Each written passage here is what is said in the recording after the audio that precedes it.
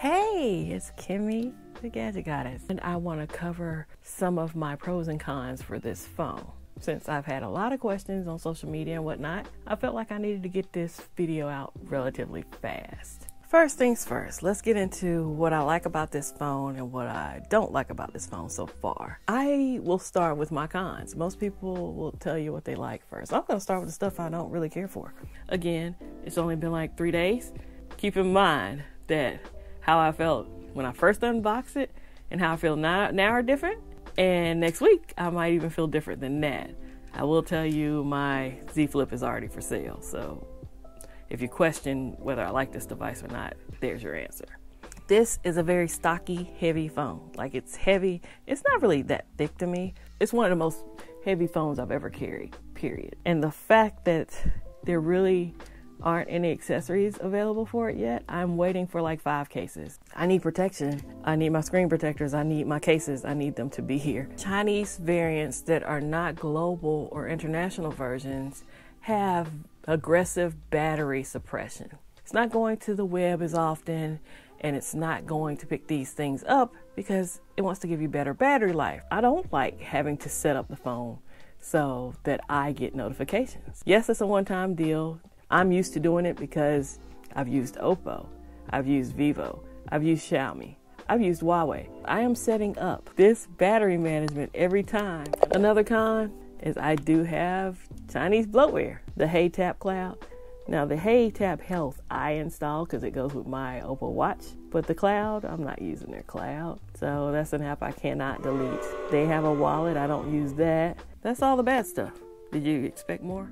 I do know that Google Pay works on here. If you have that question, there's your answer for that.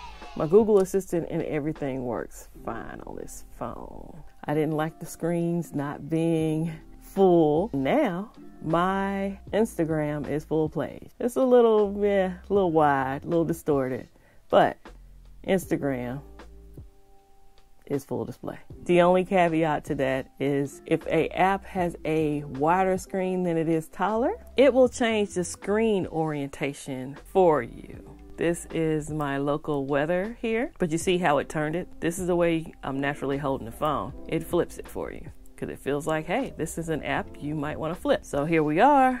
Most of the Z Flip apps will tell you to turn it, so you have an option to turn it or not if you want the best bang for your buck. This phone turns it for you. As an experiment, I said, hey, let me count all of my apps and see how many of them change orientation by themselves. Out of 108 apps, 34 of Kimmy's apps auto-rotate. You have to do it for science sometimes. So these are things I want to mention before you run out and buy a phone that, you know, you might feel, I don't want to have to adjust all of my notifications. I don't want to have to go play with my settings in Google Maps. And I might not want my phone telling me what orientation to hold it in. You might be that person.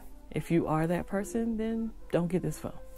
As much as we know Android is made for customizations, etc., my apps are custom to the nines to whether I know I need to pick up my phone at all or what kind of alert is coming through. If it's eBay and I've purchased something versus it's eBay and they're recommending something for me, I can customize that. I can make it so I don't even get those notifications for the, hey, we recommend you look into this item. Awesome, awesome, awesome. Like, that's why you get into Android typically.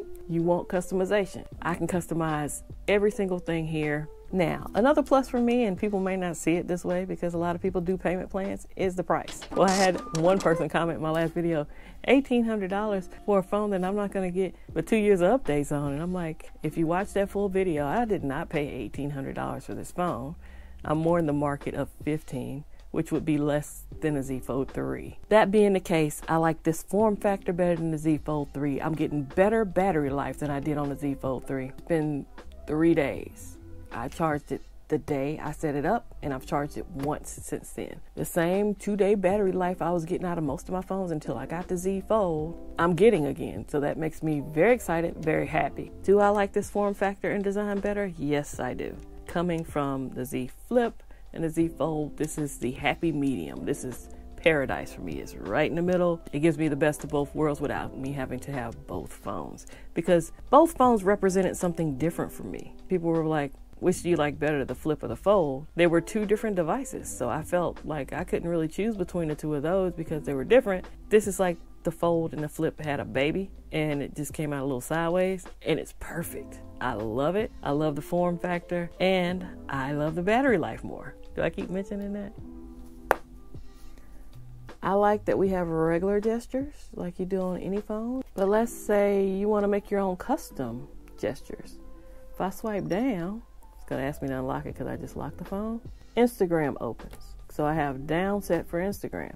You can do a swipe up, you can do a swipe left, you can do a swipe right. This is all from the screen being turned off, and it can go into various apps depending on what you set it at. So you have custom gestures, and you have the default gestures that are just like any other Android phone. The tap to turn on, the tap to turn off, and all that other good stuff. I like that. That's one of my pluses. When I get that alert that tells me I have an Instagram alert, I just swipe down and it opens up Instagram immediately. The last time I enjoyed haptics was the Black Shark. I'm using haptics on this phone because I do like the haptic feedback. Haptics on a lot of phones can be annoying, but me actually using haptics on the phone lets you know it's a little different. It's not annoying, and it's like a little, a little tippity tap, a little something to say I'm here.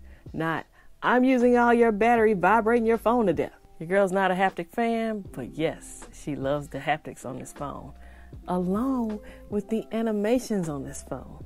It's just a fun kind of experience, right? And I'm sure it doesn't really display for you, but it's like it gives a bounce. It's not just that it turns sideways. It's just, animations are fun on this phone. This little doggy that's made appearances here and there, I've brought him back out. He's been my buddy until I get a case, because your girl don't want to drop and break the phone that she's learning to love here. Thank you for dropping by and checking out this video on Oppo Find N, my pros and cons. If you've enjoyed yourself here, please hit the like button. If you'd like to see more content on this Oppo Find N, consider subscribing. Thank you for your time, because time is money, and I'll catch you on the next video.